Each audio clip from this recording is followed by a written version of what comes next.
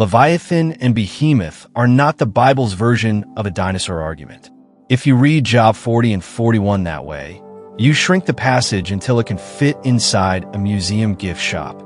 By the end of this video, you'll see why these creatures are not sitting at the edge of the story, but near the center of how the Bible talks about chaos, evil, and a God who is never threatened by either. Most people come to these chapters with one of two instincts. Either Behemoth is a hippo and Leviathan is a crocodile, or both are prehistoric monsters. But here's what nobody asks. Why does God answer Job's pain with two giant creatures instead of a direct explanation? Keep that in mind because it becomes critical later. You know the setup. Job has lost his children, his health, his peace, and the last stable map of his life. He has done what you do when suffering drags on too long. He starts asking for a hearing. He wants God to explain the logic. He wants the courtroom opened, the evidence presented, and the mystery reduced to something he can hold in his hands. That instinct is human. And then God finally answers out of the whirlwind in Job 38. But instead of giving Job the reason behind every wound, God starts asking questions about the foundations of the earth, the storehouses of snow, the paths of lightning, the birth of mountain goats, and the freedom of wild animals. It is not the answer Job expected. It is a bigger answer. Think of it like walking into a dark room because you want one missing receipt and someone turns on the lights to reveal an entire city outside the window. You still care about the receipt, but suddenly you realize your question was smaller than the world you live in. And right before Behemoth and Leviathan appear, God sharpens the point in Job 40. He asks Job, in effect, if he can clothe himself with glory, bring down the proud, crush the wicked where they stand, and save himself by his own right hand. In other words, if you think you can run the moral structure of the universe better than God, can you prove it? Then come the monsters. First, Behemoth. God says in Job 40, "Behold, Behemoth, which I made as I made you." That line matters more than people realize. As I made you. Before Behemoth is a terror, he is a creature. Before he is a puzzle, he is made. Before he becomes an argument, he belongs to God. The description starts on the ground. Behemoth eats grass like an ox. His strength is in his loins. His power sits in the muscles of his belly. His bones are like bronze tubes. His limbs are like iron bars. He lies beneath lotus trees in the marsh, hidden among reeds, perfectly at home where the river runs wild. And then comes the line that breaks every neat little category.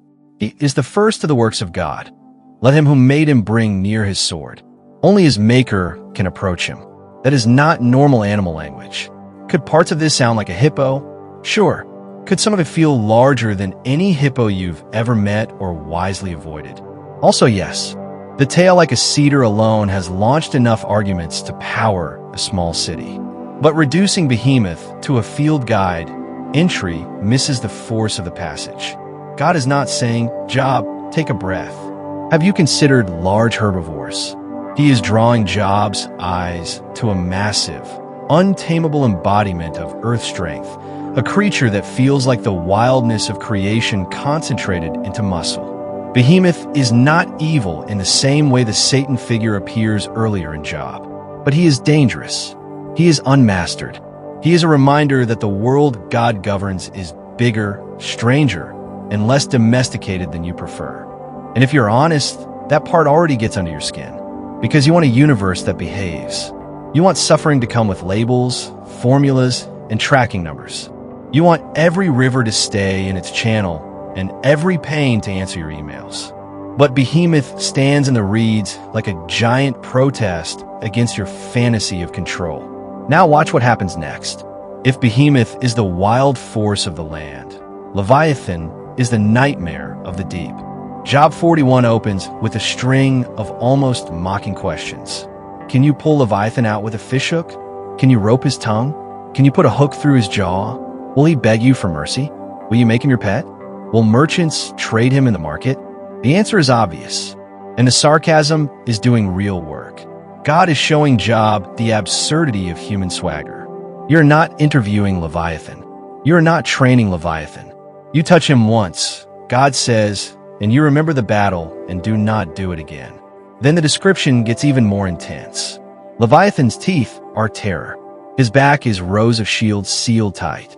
No spear, sword, arrow, club, or javelin can master him. He makes the deep boil like a pot. He leaves a shining wake behind him. And then the passage steps beyond anything comfortably ordinary. His sneeze is flashlight. From his mouth come flaming torches. Smoke pours from his nostrils. His breath kindles coals. Whatever you do with that, you are no longer reading about a slightly inconvenient reptile. This is why the crocodile-only reading feels too small. Yes, the passage uses familiar animal texture. Yes, biblical poetry loves vivid exaggeration. But the whole portrait rises past ordinary zoology into the language of cosmic threat. Leviathan is not just hard to catch. He is a picture of untamable power. And then God lands the final line like a hammer. Leviathan is king over all the sons of pride. That is not a random flourish. It is the theological clue sitting in plain sight. Remember what we said about God challenging Job to bring down the proud in Job 40. Suddenly Leviathan is not just a beast in the sea. He is connected to human arrogance, rebellion, and the terrifying powers that pride keeps flirting with, because pride always thinks it can ride what will eventually devour it. That is the point where the text gets deeper than a monster file. But there's something hiding in this passage. Leviathan does not only appear in Job. The Bible keeps bringing him back. In Psalm 74, when Israel remembers God's saving power, the poet says God divided the sea and crushed the heads of Leviathan. Heads, plural. Leviathan becomes a many-headed enemy in the waters, a symbol of hostile chaos broken by God's might. In Isaiah 27, the image sharpens again. The Lord will punish Leviathan, the fleeing serpent, Leviathan, the twisting serpent, and slay the dragon in the sea. Now, the language is not merely animal. It is openly dragon language. And Isaiah 51 reaches for the same world of imagery when it speaks about God cutting Rahab in pieces and piercing the dragon, then drying up the sea so the redeemed can pass through. In those texts, the monster is tied to the powers that oppose God and threaten his people. So what is going on? Here is the simple version. In the Bible, chaos does not just mean random mess. It means the kind of disorder that makes life feel like it is coming apart, the kind of power that resists human rule, laughs at your confidence, and turns your carefully planned world into deep water. The sea becomes a natural picture for that because the sea is beautiful, necessary, and impossible to negotiate with. You cannot reason with a storm surge. You cannot shame the flood. You cannot explain to the abyss that you had plans this week. That is why Leviathan works as an image. He is what chaos feels like when chaos seems to have a face. But the Bible is careful here. It never gives you a universe where God is battling an equal rival. Genesis 1 says God created the great sea creatures. Not tolerated, not barely defeated, created. Even the creatures of the deep are not freelance gods. They are not cosmic roommates sharing power with the Creator. They exist because He made them. And Psalm 1:4 might be the most unsettlingly calm line of all. It says Leviathan was formed by God to play in the sea. Play. The creature that makes kings sweat in Job is still, to God, a creature moving inside a world He owns. Leviathan represents more than an animal, but not more than God. Behemoth and Leviathan are the Bible's way of showing you a creation that is glorious and dangerous, structured and wild, filled with real beauty and real threat. They gather up the fear of the land and the fear of the sea. They stand at the edge where your categories start failing. And that is exactly why God uses them with Job. Because Job does not mainly need a footnote. He needs a vision big enough to survive a world where chaos is real, evil is real, and God is still God. You do not suffer because you lack trivia. You suffer because your world stopped making sense. That is why God does not answer Job with a chart. He answers Job with himself, and with a portrait of creation vast enough to include things Job cannot tame. The message is not, your pain is small. The message is, your understanding is small, but I am not. That lands hard, because if you're in pain, the first thing you usually want is explanation. You want the hidden reason, the missing sentence, the one detail that would make the whole thing tolerable. But God's speech in Job moves another direction. He does not hand Job control. He hands Job perspective. And perspective is not a cheap substitute. It is what keeps you from mistaking your field of vision for the size of reality. If all you can see is your wound, you may assume God has lost the world. Job is being taught to look wider. Now, this does not mean Leviathan is only a metaphor for difficult feelings. The Bible is more concrete than that. Chaos shows up in systems, empires, violence, false gods, oppression, accusation, death, and the spiritual powers behind all of it. The monsters gather those realities into images you can feel. And you do feel them. You know Leviathan when your mind will not quiet down at 2 a.m. You know Leviathan when a diagnosis enters the room and suddenly your future looks like open water. You know Leviathan when addiction keeps making promises with one hand and tightening chains with the other. You know Behemoth too. You know him as the heavy thing that will not move. The entrenched pattern in your family. The grief that sits in the marsh and does not scare easily. The pride in your own heart that keeps insisting you would run the universe better if God would just hand over the keys for one afternoon. Because Leviathan is king over the sons of pride. And pride is not only loud arrogance. Pride is also the quieter assumption that if God's governance makes no sense to you, then maybe he must be getting it wrong. Job is a righteous man, and the book makes that clear. But even righteous suffering can slowly turn into righteous accusation. That is why God asks him if he can humble the proud and save himself. Can you actually carry the weight of being God? Can you govern a world that includes both lambs and leviathans? Can you judge evil without crushing mercy? Can you sustain freedom, justice, weather, creatures, nations, oceans, and history all at once without dropping one thread? You cannot. That is the conviction stage of this story. The monsters are not only out there. They expose the limits in here. They show you how quickly your confidence collapses when reality stops acting manageable. But the story does not stay there.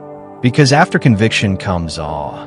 The breathtaking claim of Job 40 and 41 is not that the world is safe. It is that the world is ruled. God does not deny the existence of terrifying powers. He points at them. He names them. He describes them in vivid detail. Then, without sounding remotely nervous, he reminds Job that they are still his creatures.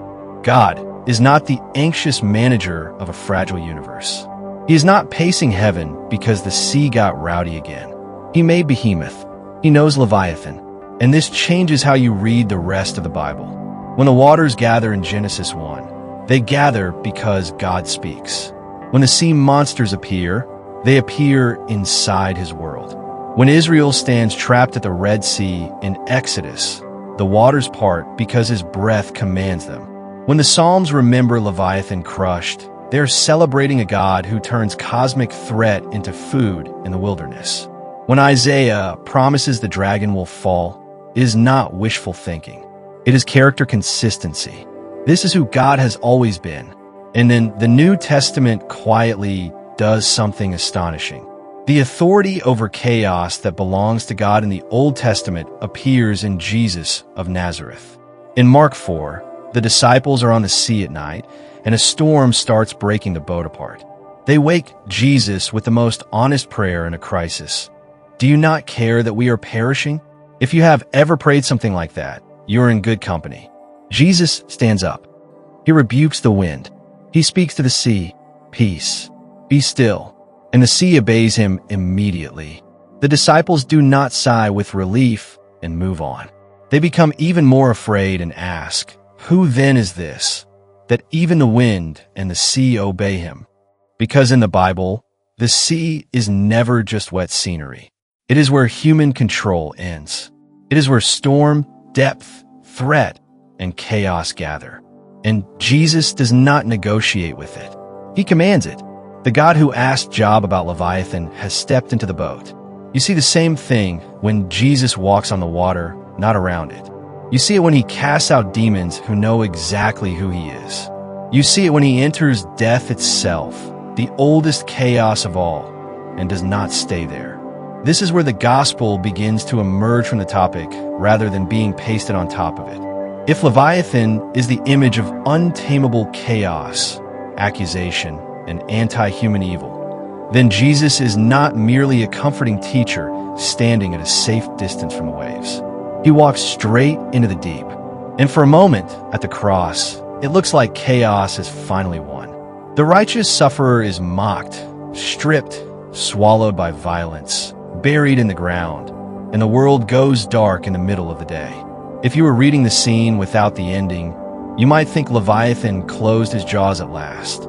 But that is not what happened. The cross is where Jesus lets the worst powers of sin, death, hell, empire, accusation, and darkness do their worst, and then breaks them from the inside. Colossians says all things were created through him and for him, visible and invisible, and through his cross God is reconciling all things to himself. Even the invisible powers are not outside his authority. And Revelation 12 gives the old monster language its sharpest unveiling. There the dragon appears openly, the ancient serpent, the deceiver, the accuser. And how is he conquered? By the blood of the Lamb. Not by denial. Not by pretending evil is symbolic fluff. Not by God looking away from the abyss and hoping things improve. The dragon is defeated by the self-giving victory of Jesus. That means the final answer to Leviathan is not a harpoon. It is a crucified and risen king.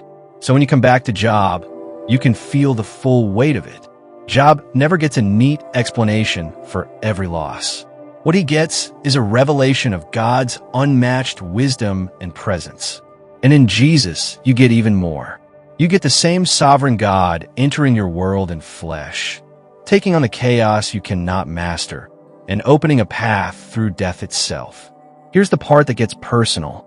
You're going to meet seasons where your life feels less like a tidy garden and more like open sea. Your prayers will feel late. Your explanations will feel thin. Your confidence in your own ability to fix everything will break. And honestly, that breaking may be mercy. Because if you could master Leviathan, you would try to replace God. But you cannot. So the invitation of Scripture is not to become strong enough to rule the deep. It is to trust the one who already does. The Christian hope is not that you become impossible to shake. It is that Jesus remains Lord when everything shakes. That changes how you suffer. You can grieve without pretending. You can ask hard questions without faking calm. You can tell the truth about chaos without giving chaos the final word. Because the final word belongs to Christ. He is the one before whom storms kneel, demons panic, graves open, and dragons fall. He is not intimidated by the forces that make you feel small. He is not guessing his way through your pain. He is not absent in the reeds or missing at sea. He is Lord there too. And if you belong to him, then your story is not headed toward the triumph of the monster. It is headed toward the renewal of all things, where the sea of chaos is no threat. The dragon is judged, and every wild power is finally put in its place. Not because you figured it all out, because Jesus won. So when Job says, in effect, I spoke of things too wonderful for me, that is not defeat. That is the beginning of worship. It is the moment a human being stops demanding a universe small enough to manage and starts resting in a God large enough to trust. And maybe that is where you are right now. Not with every answer, but with a choice. Will you keep trying to shrink God to the size of your understanding, or will you let his greatness become larger than your fear? If you want to keep following this thread, watch our next video on the dragon in Revelation 12, because that is where the Bible finally gives Leviathan's shadow a face. And if you want more of these deep dives into the strange and beautiful corners of Scripture, subscribe, and we'll keep showing up for the passages you were told to skip.